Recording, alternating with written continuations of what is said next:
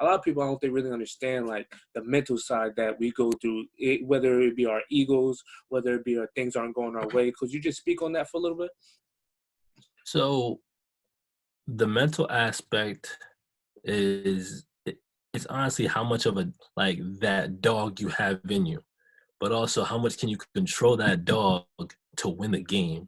Like everybody has a certain role, right? Every game people prep either I'm guessing the same way. A certain playlist, a certain, stretch, and then it's like off the court every practice. You got to constantly do the same thing and perfect it. Now you're playing for spot one. You're playing for more minutes. You're playing for an actual role, right? This is on the actual court. It's not really about being liked. It's about, can you do those three things? Can you step up when needed? Now, when you're starting, everything's fine. The basic pressure is just simply, can you win and can you be the difference maker? When you're the last guy on the bench, you're sitting there like, damn, am I ever gonna play? I'm about to leave this school. This ain't for me. Like I've been in numerous spots and like from the last guy to the middle guy to the starter to the sixth man. Welcome to Q's Health and Wellness Podcast, your source for living a healthier lifestyle and developing a better mind, body, and soul. Through guidance, tips, and stories of highly successful fitness gurus, athletes, and individuals who are passionate about enhancing all aspects of life, we provide you with the tools to help you take your lifestyle to another level. And now your host, Quinn Mitchell.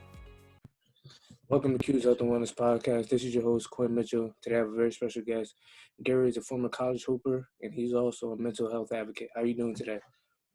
I'm doing well. I'm living, man. I heard that. So for people not familiar with you, would you mind giving a brief introduction about yourself?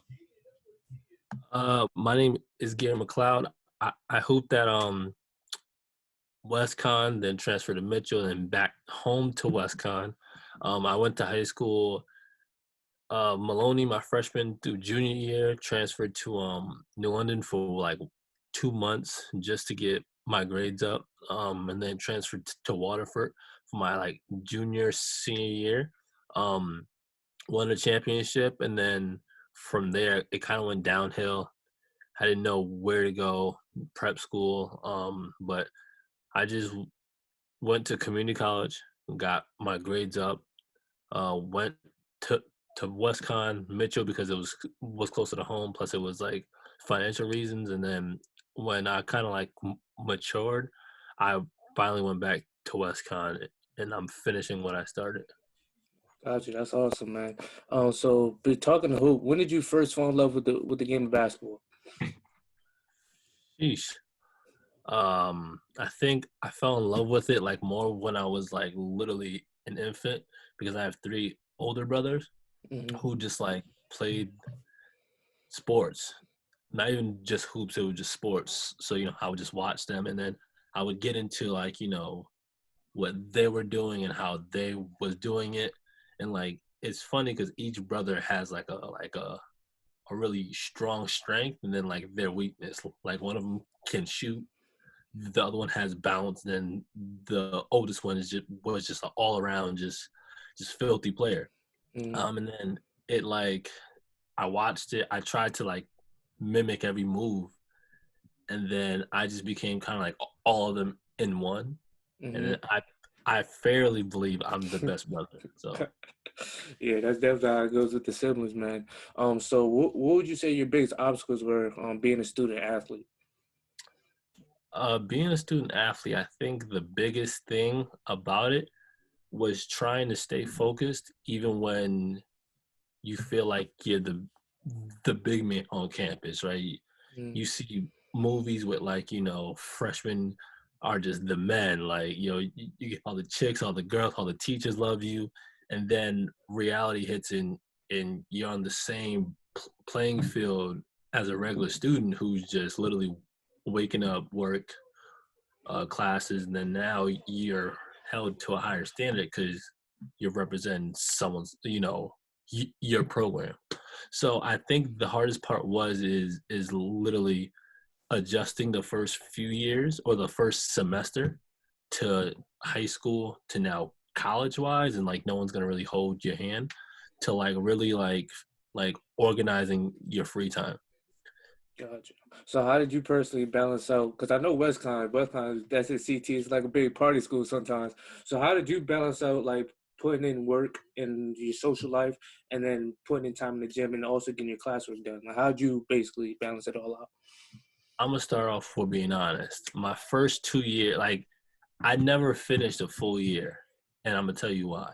It was the financial reasons, or I just literally like barely passed the classes. So with me, my biggest thing was the classroom.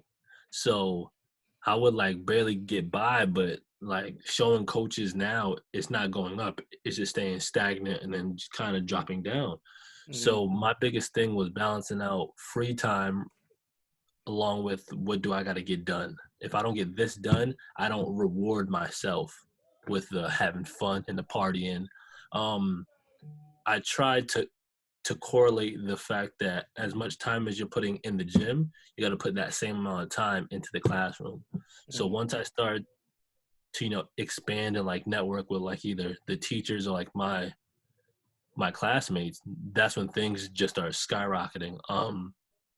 I met my girlfriend through math, and I'm just terrible at math. So she was a math tutor. Mm-hmm. So like the first time I was getting help, met her, I failed that course, which is crazy because I failed it. But with me, it's kind of, if I fail, I learn more through it. You know, Mm-hmm.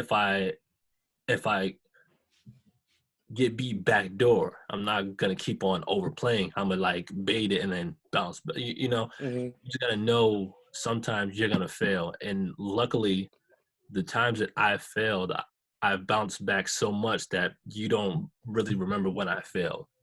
Only until like bring up that whole past. But I think balancing out just the gym and knowing that certain days wasn't a huge party at like WestCon, like any clubs, you just try to really focus on what brought you there. So Mm-hmm. basketball, it brought you there. Stay in that empty gym that is literally empty every Thursday night. Why not utilize it? And then that just trickles down to each teammate, and then you try to get a freshman to do it, or like a junior, or just you just leading by example, because it doesn't matter about what class you really are, Mm-hmm. honestly. I definitely can relate to that. So what would you say is one of the biggest sacrifices that you had to make during your college career? I think it honestly had to be, I want to say my senior year, and that's because we got a brand new coach. One of our coaches didn't get re-signed because he was like he was a fill-in for another coach. So Mm-hmm. you only have, I think, 2 years. So they never re-signed it, and they just wanted to like clear the whole staff. So this was the time where I failed off. So it's like kind of bumpy. It's like, do I want to leave? Do I want to go? Do I keep training the way that I want to train, or do I just sit back and wait until he knows his system? Like, it's just so much that mentally I was flustered until like I got a random call from a number in the summertime, and I was like, hello? It was the coach. He was like, hey, I like the way you play, the defense, the speed. If you can keep your grades up, I want to have you on the team. So he held people to a certain standard, but like my offensive skill and defensive skill was so like at a high level that I was like, all right, it's my last year. I got to make up for the time that I missed. Mm-hmm. That's how I kind of walked into it. And then I was like, you know what? Whatever he needs me to do, I'll do it. So I probably sacrifice like, I'll say what I averaged 15. I sacrificed like 6 points, which would have gave me 21, probably like an all conference. And my main goal was to win, but also once you're a senior, it's like you're kind of selfish because you want to reach that next level of either overseas or something. Mm-hmm. So at that point, I was like, damn. The first like few games, I was like not knowing what's going on. Am I going to find myself? Am I ever going to adapt? And then I just had, reality check of, all right, this is basketball. You've been doing this. Mm-hmm. You know what a coach wants and you know what you're going to give. Just do your best. Mm-hmm. And then honestly, from there, it just kind of sparked. I was second in the conference in steals. So I almost got defensive player of the year. I think I lost about like 5 steals. So, but I reached certain internal goals that I'm glad that I met before saying I'm done hooping in college. Like, especially when you failed. It's like, damn, I got to succeed one time. No, Time at least. definitely. So I'm glad that you brought up the mental aspect too, because I know during my senior year personally, I took a hit personally because I was injured. So it's coming from injuries, just going from playing at a high level and then being injured, and then you going into, because I transferred my senior year, so going to a new team. It really took a hit on me mentally. So could you just talk about just some of the things, like, I want to say college hoopers just go through? Like, a lot of people, I don't think really understand like the mental side that we go through, whether it be our egos, whether it be our things aren't going our way. Could you just speak on that for a little bit? So the mental aspect it's honestly how much of a like that dog you have in you, but also how much can you control that dog to win the game. Like everybody has a certain role, right? Every game people prep either I'm guessing the same way. A certain playlist, a certain stretch, and then it's like off the court every practice. You got to constantly do the same thing and perfect it. Now you're playing for spot one. You're playing for more minutes. You're playing for an actual role, right? This is on the actual court. It's not really about being liked. It's about, can you do those 3 things? Can you step up when needed? Now, when you're starting, everything's fine. The basic pressure is just simply, can you win and can you be the difference maker? When you're the last guy on the bench, you're sitting there like, damn, am I ever gonna play? I'm about to leave this school. This ain't for me. Like I've been in numerous spots, and like from the last guy to the middle guy to the starter to the 6th man, and I always had this thing where I would connect with all of my teammates a different way, either a teammate, coach, just because like you never know what someone's going through. So I would always like, I walk in there, I have a serious face. If we have practice, I'm in there an hour and a half earlier shooting, just trying to, reboot my basketball mental aspect to be in high spirits. And usually I would choose one of the last guys who don't play to get up shots with, so they can always be ready, so they can always be, warm, always have a good practice. I'm not saying I'm gonna let them have a great practice, but I'm gonna try and push them a little bit harder to where they get that break into actually going to get minutes, right? So I would do that and try to help people because I know what it's like to go into a practice or the preseason. The preseason mental aspect is what boosts or cuts everybody's ego, because what the coach is telling you here is not what's gonna end up over here. Like, it's just not going to. He's gonna tell you, hey, you could start for us, but he told the next 5 guys, and then he brings in a 6th guard who just happened to transfer in, and if you like, yo, is he gonna take my spot? So it's really just how much of a competitor you are and how much of the balance mentally can you really establish within your game and your confidence, honestly. Like, it's gonna be up and down, but if you just, if you keep in touch with, like, other hoopers, like my girl hooped. She was All American, had the most threes in the country. I think her senior year. Oh wow. So so it would just like I had her, then she had her dad. So there was always like an outlet we can go to.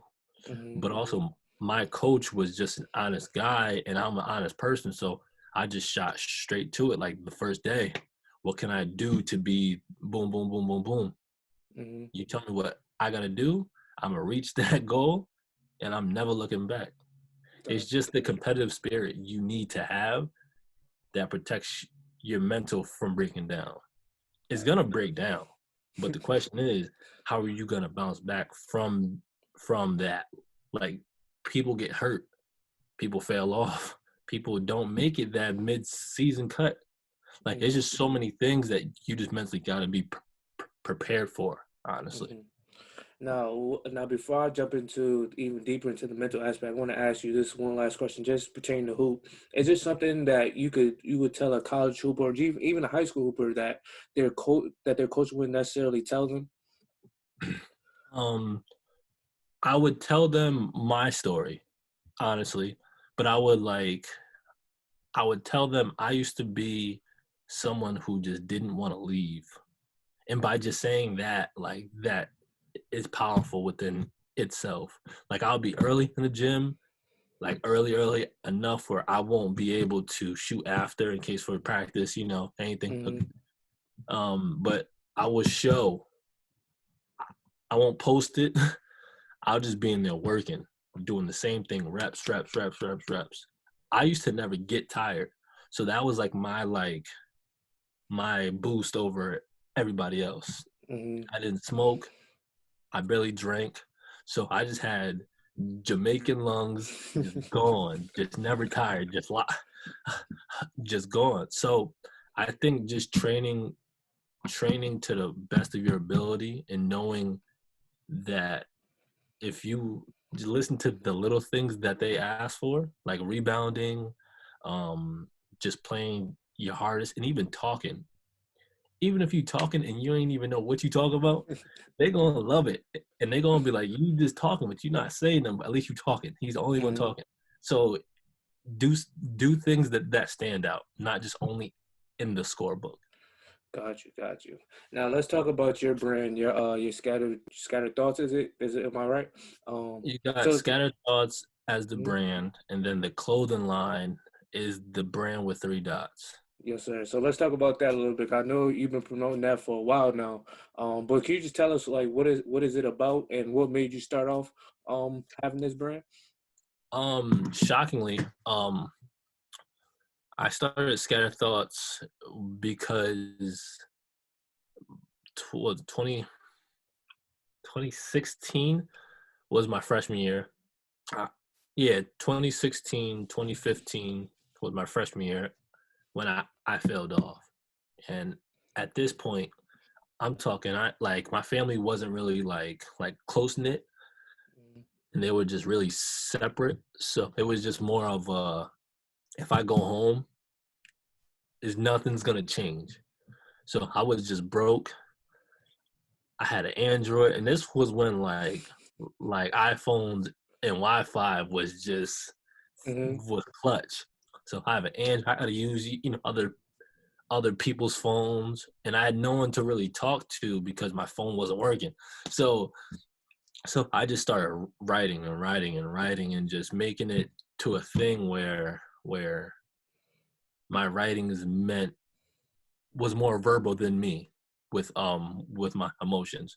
So I started Scattered Thoughts, and then I had like a few friends on Twitter and stuff. We made it, and then it was just a blog about writings and relating, and then I made this podcast that's just another outlet of communications for people. So it was like, all right, you got reading, you got the audio, And then later down the line, I started the YouTube thing. So the Scattered Thoughts is just really a platform for people to express themselves within their art or their creativity, like, you know, writing, drawing, photography. I really tried to branch into all those aspects. And then that was what, 2016. So 4 years later, we're here still. Mm-hmm. And then I started to like want to like wear my confidence, if that made sense. Mm-hmm. So I would make like, you know, clothes and stuff, or like tees online, hats and stuff, which was cool, but like there was no real goal in it. And then the people who I started it with, we just kind of like, you know, we parted ways, which is all fine. You know, it's still all love, but I knew what my mission was going to be. So it was just blogs, merch, and then I was just by myself at a standstill. So 2018, the podcast is cool. Having a few friends who's like, you know, was popular on Twitter, got that going, and then I just said, you know what? I don't want to be funny on the podcast that's about mental health, really, in a way. So Mm-hmm. I split that up. So it was a Scattered Thoughts podcast, and then there was Waves from the Wise, which is just interviews like, you know, like us right now. I would interview artists, hoopers, athletes, just digging into a one-on-one base, because not many people have that one-on-one base anymore. It's just you know, hey, yo, what's up? You know, there's nothing really deep within a meaningful conversation. So it was just me trying to connect more. So now that I make my own shirts, I make my own hoodies, I have a heat press, a vinyl thing, like it's just everything now that I could like do myself. I did a hoodie for a friend that hoops at Marist, and most people don't know about what it means. They just like logos and stuff, but every order that is made, I'll do it. Boom. I add in stickers and stuff, like I have stickers, like I have, you know, every order receives it. I have like I kid you not, I have a whole bag of this wristband. So I'm trying to like really spread that mental health aspect in any way, shape, or form, because everybody wears clothes. Yeah. Most people have wristbands, right? Everybody has it, right? Boom. Now, if you see that randomly one day when you're just like not really in the mood, and you read, you know, on your wrist, aspire to inspire before you expire, it's gonna click. Like, okay, all right, you know, now you're motivated to do something more than what you was already not doing.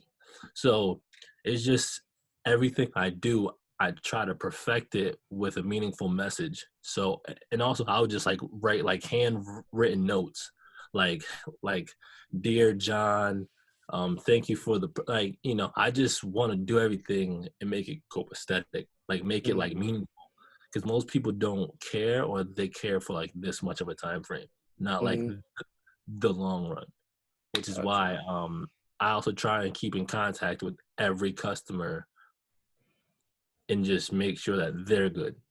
So like I would just even like, you know, I would either text them, message them, like, yo, how's your mental? They would, oh, no one's ever asked me that before.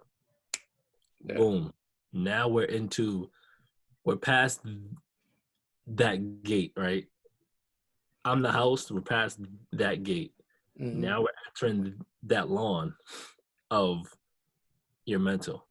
Now we're really tapping into what the foundation is inside your house, because no one really wants to speak on a touchy subject, because they feel weak or weak-minded, or just like, you know, oh, I don't want to do it because I'm letting my guard down. sometimes you just gotta do that. Mhm. As crazy as it is. But yeah, I went on, a scattered thoughts rant. But the brand with three dots really just motivated me to like try to be creative at all times. Because Mhm. every month we donate a certain portion of the proceeds to a mental health foundation. Gotcha. So I try and choose like um domestic, violence for the women. I try to do just random things. Yeah. I was gonna do masks, but they just got so expensive, and Yeah. I was just like I would have just like stamped it, ahead with Mhm. a fucking logo and be like here, just so it's branded. But then it just got too pricey, and it just Yeah. wasn't realistic Mhm. because that'd have been mad people wanting it, and it just shows like, yo, you was gonna sell them. I was like, I honestly no, I was gonna just hand them out or Mhm. donating, but that's just what the brand is. The brand is made up of me, my best friend Jalitza from Mass, and then my girlfriend Jancy. So, and then there's other like parts, but it's just really just us. So, Gotcha. So what I'd like to do, if you don't mind, I would love to have you on for part two, just to speak on the mental health aspect at a later time. But oh yeah, of like I course. said, I highly appreciate you just coming on the show, just giving this great advice for people, especially for younger hoopers, because like I said, a lot of time if you're not connected in the basketball community, you won't ever get this information. Oh You yeah, just go into it blind. it's either hate or fake love. Mm-hmm. There's no one who's like going to be really honest with you as much as like probably for me like like I also coach, so I joined this a organization, New York Extreme. We just like really work on like everything, like fall, winter, summer, like we add it, we Mm-hmm. train, we you know we keep visuals from all the kids and show them that progression from last time. You're jabbing out, not at the person, just little details. And Mm-hmm. like it's helped me realize now what the coaches was saying when I was a player. Now the roles reversed, and I'm just Mm-hmm. oh, this is what he really meant. Got it. Okay. So, Yeah. I'm at him, hey, coach, you was right. Boom, send. Never talk to him again because I know exactly what he gonna say. But just passing down, knowledge from working at camps, meeting like my friend, well, my boss, Christy, knows a few people from like Handle Life, DJ Sackman, Mm-hmm. BMAC. Like those are people who are just gurus who who just really got it down to a T. So just being around smarter or like older or wiser people who's passing down knowledge, if I get it, I'm gonna pass it down. And then, Mm-hmm. like it's just loving the game so much that you put your pride aside. Like Gotcha. like like I can't say CT basketball was mad weak now because in 2012, like that's not me. I don't do that. I don't argue Mm-hmm. on Facebook. I just tried to praise who I see personally with my eyes. Gotcha. Instagram, YouTube is a tricky thing because you never see their flaws, only their, Oh, you already see the the strengths. greatest thing. He has 30, 10, and 12. No one mentioned no 14 turnovers, and his, Mm-hmm. opponent or his matchup had 40. Mm-hmm. Like like people nowadays just aren't honest, but when they're honest, it sounds like they're hating. So Yeah. with me, I'm just an honest person, but I'm also willing to help you. So it's Gotcha. just like I'm gonna lead you to the water, but I'm gonna, if you don't know how to drink it, all right, bro, you gotta cup it, you gotta do whatever you gotta do, Yeah. straw, like so. I'm just glad that I'm past that time where now I'm playing men's leagues and now I can just drop knowledge and like pass it along. So Yes, I'm sir. just blessed, for everything. The hats, the hoodies, the clothing, this opportunity, even coaching with, New York Extreme. Like Mhm. I love it. I So, so, honestly do. so that's one of the last things I want to ask you before I let you go. What are one of the things that you're most grateful for? I'm just grateful for just having the ability to, and then ability to hoop, network, you know, be alive every day. That God has put me on this earth to teach, to spread my knowledge with the mental health, basketball, just being a. So Mhm. I'm just glad I'm able to be living and spreading my knowledge, Yes, sir. honestly. Yes, sir. Well, I greatly appreciate you taking the time out the day to talk to me. Like I said, this podcast is very informative, and I know for the people that's listening, I'm definitely gonna have you on here for part two just to talk about the mental health aspect because there's a lot of things that people overlook. But I'm definitely ready for it, bro. Just let me know when you're ready. We get it done. Yo, I'm ready whenever. Like, as you could tell, I came prepared to talk, but like I'm not like like the last thing I'm gonna say. Mhm. Thank you for having me as well. No problem. And people have to tap into the true them, or the like the selfish you, because people aren't gonna hand you nothing. So if you want to be prepared, read more, watch videos, be active. Like, don't be stagnant. You gotta be active. I Mhm. know right now there's nothing we can actually do, Mhm. but be active, learn, read, watch just mad documentaries. The MJ one's cool, but like really dig deep into like certain players that you play like and try to mock that exact thing, because that's what Kobe did, right? Yep. So You so right, man. so we just gotta be more active. I'm gonna say that. Be more Mhm. active.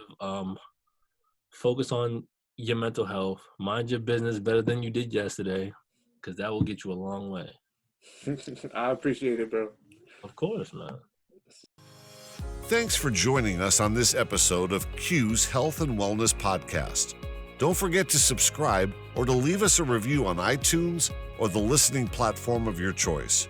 Also, please check us out at QuinnMitchellII.com, as well as find us on Instagram for more useful content and resources.